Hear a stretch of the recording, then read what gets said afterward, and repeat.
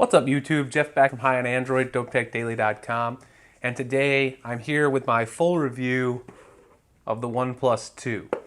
Now you guys saw me unbox this phone. Packaging was great, fantastic. Overall, the phone looked great out of the box, and now I've used it for over a month and a half, and so today we're going to get into what I think about this phone. So as usual, with every review that I do, I like to give you guys some idea of what it is that I don't like about the phone, what I do like about the phone, and I'm going to give you a spoiler up front here. This is not my favorite phone. In fact, I'm not really a huge fan of the OnePlus 2. So just to get it right out of the way, because I don't like to talk about negative stuff the whole review, it's kind of hard in this one because there's a lot of things I don't like about this phone. I'm going to talk a little bit about what are the things that I don't like about the OnePlus 2.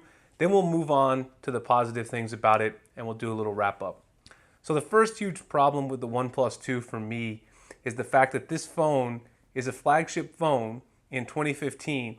And if you check your drop-down menu, you'll see one option that's conspicuously missing is NFC.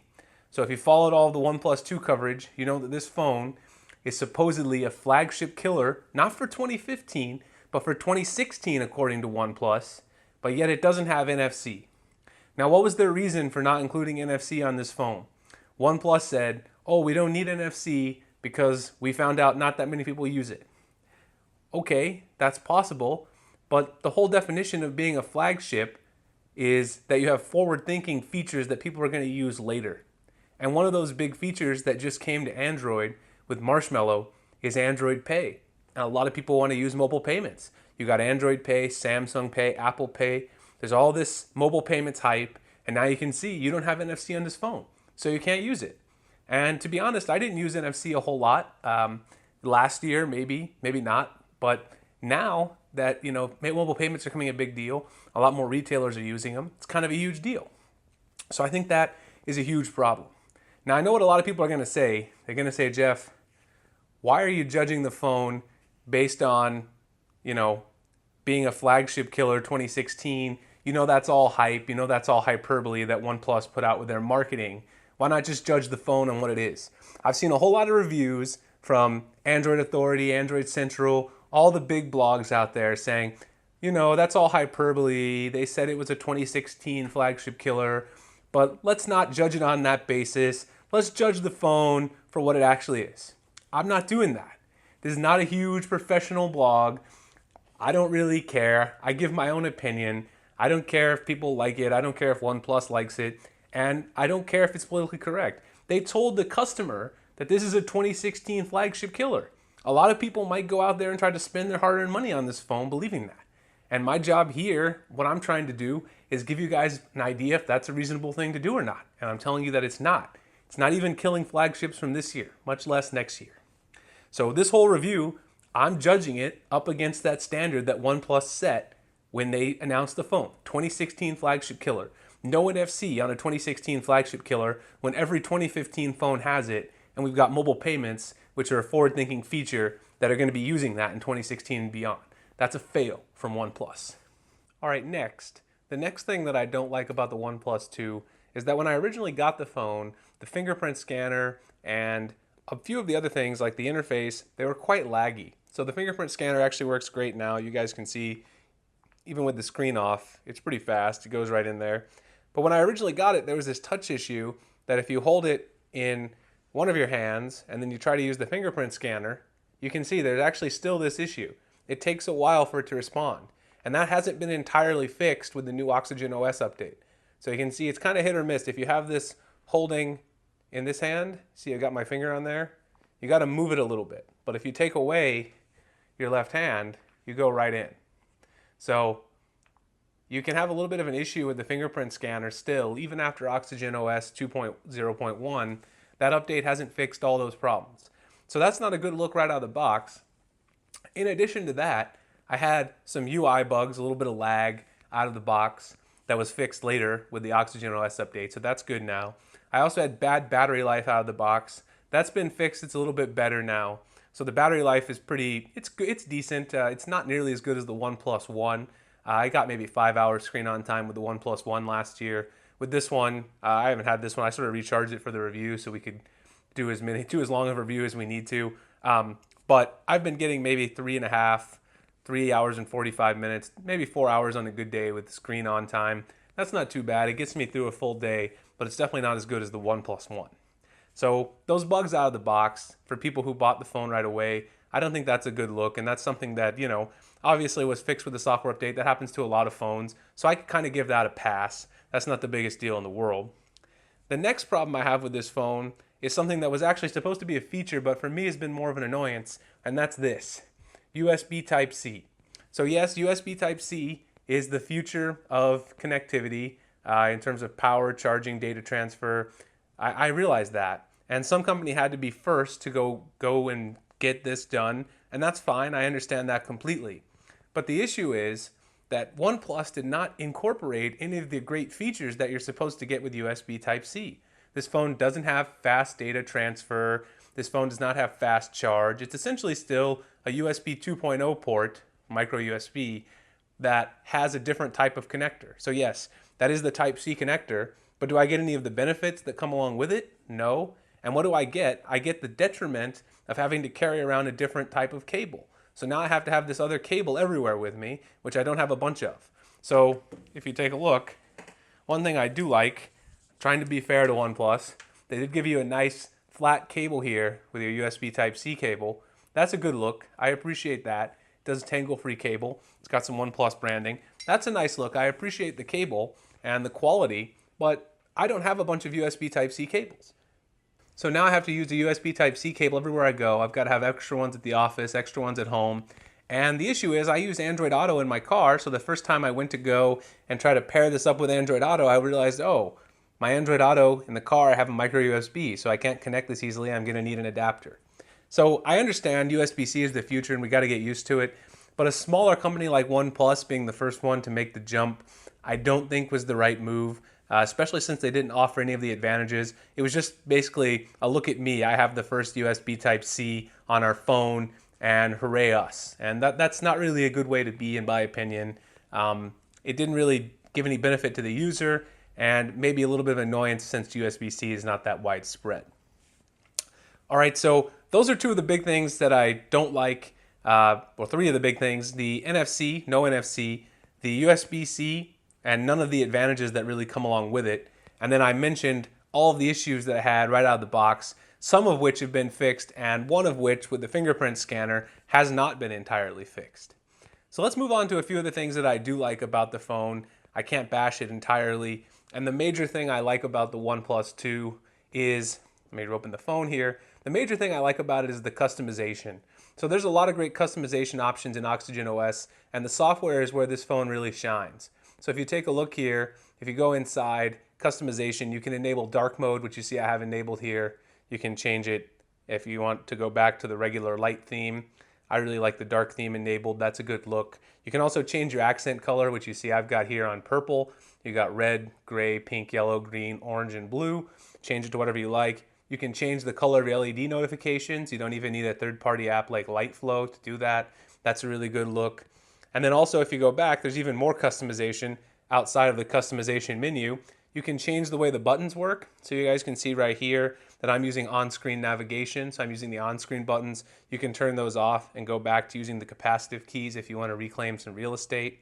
You can always enable the home button, which means that your fingerprint sensor here, this will work as a home button as well. You can mess with the backlight. You can also mess with lots of different actions for the home button if you have it enabled. Long press actions, double tap actions, etc., which I haven't messed around with. And you can also swap the buttons. So if you're used to having your back button over here, recent notifications there, you can swap those around and use those however you like. That level of customization is fantastic. There's also a gestures menu here. You see I've enabled double tap to wake. You can also draw an O to wake the camera, toggle the flashlight, drawing a V, and music player by drawing two parallel lines.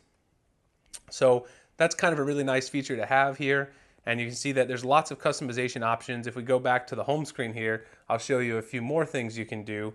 If you go into settings here, you can change your icon pack. You don't even need a third-party launcher. You can do it directly from the Oxygen OS launcher. You can see I'm using the Fresh icon pack. It's a really good pack. That's where my wallpaper is from as well. A lot of people have asked about that in a couple of the other videos. You can change your app drawer grid size. You guys can see that I'm rocking the large 6x5 grid. And you can also enable shelf, which is actually a pretty nice feature. If you swipe over from the home screen, you get a list of your recently used apps, you get some weather information, and some of your most frequent contacts. So that's kind of a good look. Oxygen OS is fantastic. It runs super smooth. You can edit your quick settings. You can pretty much tweak whatever you want without installing a third-party launcher. I actually didn't feel the need to actually install Nova on this phone because of the amount of customization that I can actually add.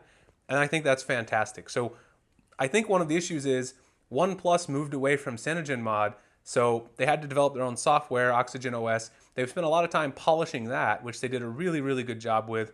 You can see it's really, really nice, close to sort of a stock build of Android with just the perfect amount of features and customization on top. They spent so much time tweaking their OS, but they didn't focus enough on the hardware, and I think that's where the hardware side of the phone came up a little too short. So the next thing is the speed of the phone. The phone is relatively fast. I did notice lag out of the box, as I said, but the new update, you guys can take a look here. I received this new update here at the end of September, I believe. The new update actually fixed a lot of the problems that I had, Oxygen 2.1.0, and it fixed a lot of the lag and a lot of the other issues. Again, the fingerprint sensor not entirely fixed. Gaming performance on here was pretty good. I did notice the phone get pretty hot. I would say hotter than my Moto X Pure at the end of the day when I was playing heavy gaming. But, you know, that happens with a lot of phones. That's to be expected. The next thing, the camera. I do think the camera on this phone is pretty good. It's not the greatest camera in the world, but the new update that we got did add manual mode. So I'm already in there now, as you can see. You can tweak your ISO. You know, you can check out all of your different focus options, play around with all the options that you like, you know, tweak your f-stop, all the great things that let you take better pictures if you're really into photography. So the manual mode is great. It also has some nice time-lapse and slow motion modes, as well as a panorama mode, which has become pretty standard. And overall, the OnePlus 2 camera shoots good pictures, but I would say the place that it really gets sort of distinguished between this phone and the Moto X Pure is that I think the Moto X Pure actually takes some better photographs in good light. That's just my opinion. And also the OnePlus 2 takes about the same quality photos in low light. It does give some nice detail, but once you get to low light, you do start getting a little more noise, in my opinion, than the Moto X Pure. That's what I saw from the pictures that I've taken, and also indoor shots that are taken in low light. I found the Moto X Pure to be a little bit better than the OnePlus 2. So of course, those things are going to vary from person to person, what you see and the type of photos you take. But I found the OnePlus 2 camera to be lagging a little behind in daylight with the Moto X Pure, which is really a phone that's in the same class, and then being about the same, maybe slightly worse in low light indoors and night shots. The options on the camera here and the camera app on the OnePlus 2, they're great if you are into photography and you really want the options to control your ISO, control your aperture, etc. And I like that. I like that they added that in the update. The camera quality is mediocre. I mean, I'm not going to say mediocre. It's above average camera quality. Is it a flagship killer? No. The Note 5, Edge Plus, Edge, Galaxy S6, the G4 all have better cameras, and I would even argue the Moto X Pure is marginally better in the camera department. Next, I want to talk really quickly about the build of this phone.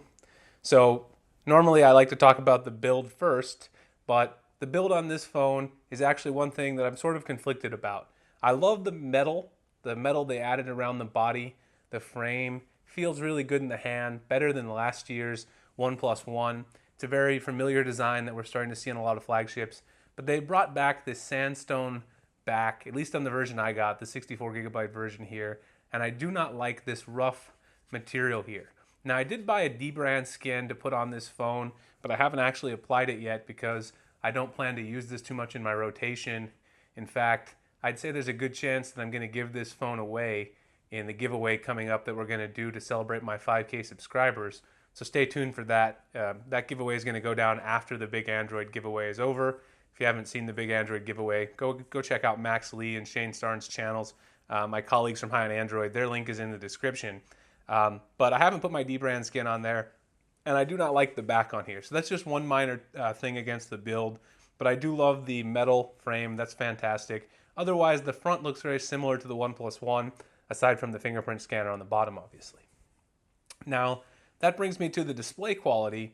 The display quality is really, really nice for a 1080p display. I can't say too many things negative about it. And another thing I really like, again, this is a feature that's in Oxygen OS. If you go take a look at the display options here, you can actually adjust the color balance. So you can play around with the color balance on your phone and figure out what sort of color balance works best for you.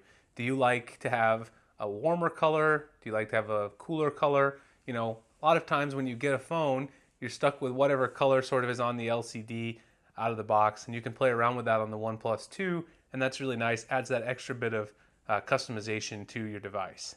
So overall, I think the display is great. It has really solid viewing angles, I think, for a 1080p display. It's got vibrant colors you can see here with my background from the Fresh Icon pack.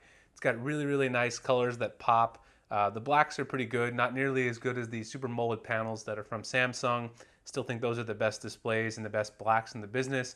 But this 1080p is very clear, very crisp, and it certainly conserves battery life on a phone that already has, in my opinion, not the greatest battery life in the world. The 1080p certainly is helping with that. If they had went Quad HD, it would have been tough to maintain that same type of battery life. The speakers on this phone, they are on the bottom, and the speaker quality is actually quite good. Obviously, it's difficult to get an idea over the video itself, but you can see the speaker quality. You know, you've got the speakers on the bottom, which is always better than the speakers on the back. So overall, the speaker quality on this is quite good. I listened to a lot of music and checked out some YouTube videos. And of course, if you're holding the phone this way, it's still easy to cover up the speakers with your hand, depending on how you hold it. I hold my phone like this when I'm watching video, so that's always a concern. But I think it's better than having them on the back, because then the audio is facing away from you. Of course, front-facing speakers are the best. This guy doesn't compare in overall quality to the HTC One M9 or any of the other phones that have front-facing speakers like the Nexus 6. But the speakers are very good quality, and I would say with the speaker on the bottom, definitely gives you a chance to get loud enough audio that you can enjoy whatever media you're consuming. So overall, the phone as an entire package, I think the phone performs well. I think it's a good device, but my issue is OnePlus did not brand this as a good device for the money. Is this a good device for the money? Yes. Is this a flagship killer? No. So is this a good device in the $375 to $450 price range? It's a great device in that price range. It's got a lot of features. It's got solid specs. You got 4 gigabytes of RAM, Snapdragon 810, and with the new software, it doesn't lag. It's got a camera that's quite good, not the best in the business, but quite good. It's got a nice display, good audio quality, and the OS, I think, is the shining thing here. It's the thing that really shines through for me, the customization and the smoothness of Oxygen OS, especially after the latest update. So is it a good phone for the price? Yes. Every other blog has said that. But I'm going to say this. If you claim your phone is a 2016 flagship killer, at the very least, your phone better be a 2015 flagship killer, and it isn't even that. The phone does not have the same level of speed, crispness as the Note 5 or the Edge Plus, or even this guy right here, which is the main competition, the Moto X Pure. It doesn't have the same level of speed and quality as these phones, and it's in the same price range as the Moto X Pure. The Moto X Pure is smoother in my opinion, even though Oxygen OS is quite good. Motorola's skin is a little smoother.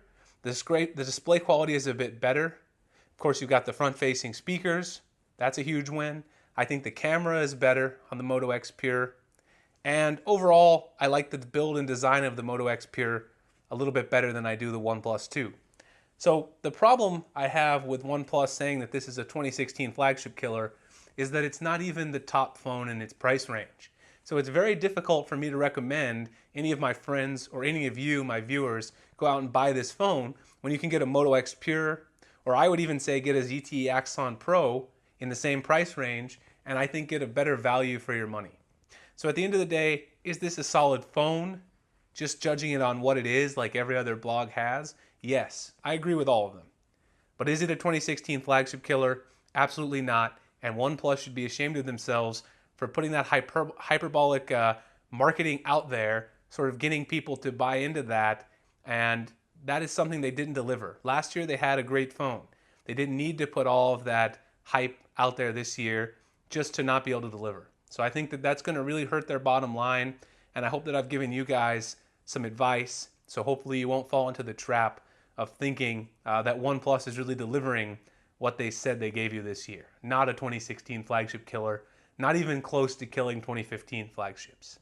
The lack of NFC is a huge problem in my opinion when that's really a futuristic type feature that's going to be important next year and beyond. All right, so this has been my full review of the OnePlus 2.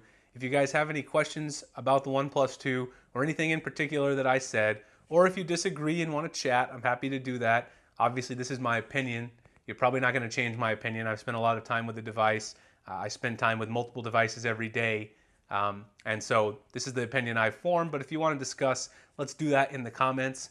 Please check out news.highandandroid.com, dopetechdaily.com, and follow me on Google Plus and Twitter. My links are in the description.